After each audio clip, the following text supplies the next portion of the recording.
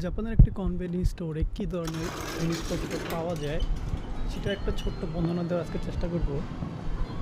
প্রথমেই আমরা দেখি ভিতরে আসলে কি দেখা যায়। এখানে আছে কিছুটা গরম চা। এটা মূলত শীতের সময় রাখা হয়, আর গরমের সময় রাখা হয় না, এটা একটা সিজনের উপরে ডিপেন্ড করে। আর এখানে আছে জাপানের বিখ্যাত অনিগিরি।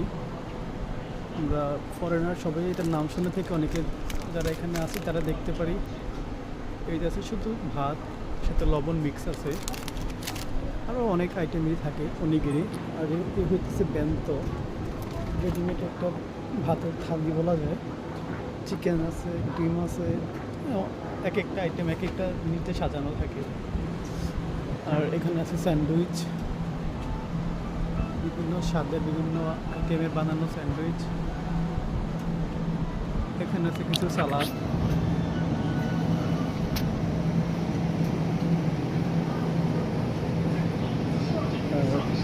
এখন যেহেতু ক্রিসমাসের সময়, তার জন্য এখানে ক্রিসমাস উপলক্ষে কিছু কেকও রাখা হয়। প্রায় সব শেষের দিকে এখন ক্রিসমাস উপলক্ষে রাখার জিনিসগুলো এখন প্রায় নাই। আর এখানে আছে কিছু ডেজার্ট আইটেম। এখানে আছে পান, নরমাল পান না, মানে ব্রেড আইটেম, রুটি।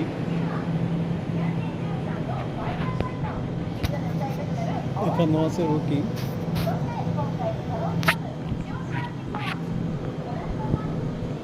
এখানে আছে মূলত চা, দুধ, কফি। আর এখানে আছে কিছু ফ্রুটস।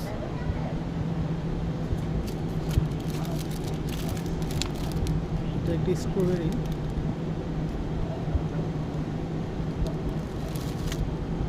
এখানে আছে কিছু আঙ্গুর ফল। আরও কিছু ভেজিটেবল রাখা আছে এখানে, কাঁচা ভেজিটেবল। এখানে আছে কিছু ফ্রোজেন ভেজিটেবল। এখানেও সেম কিছু ফ্রুটস আছে ফ্রোজেন। আইসক্রিম যদি এখানে শেষ না, এগুলো মূলত খুব দামি আইসক্রিমগুলো এখানে রাখা হয়, বা এগুলোর টেম্পারেচার একটু অন্যগুলো যেতে ডিফারেন্স, তার জন্য এখানে রাখা।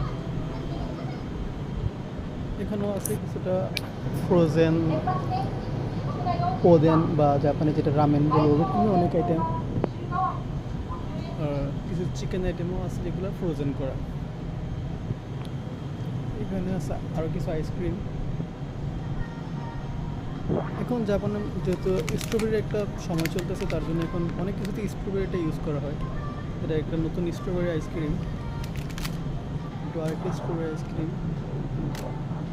এরকম অনেক কিছু সময়ের উপরে ডিপেন্ড করে, যেগুলো জাপানের নর্মালি কনভেনিয়েন্স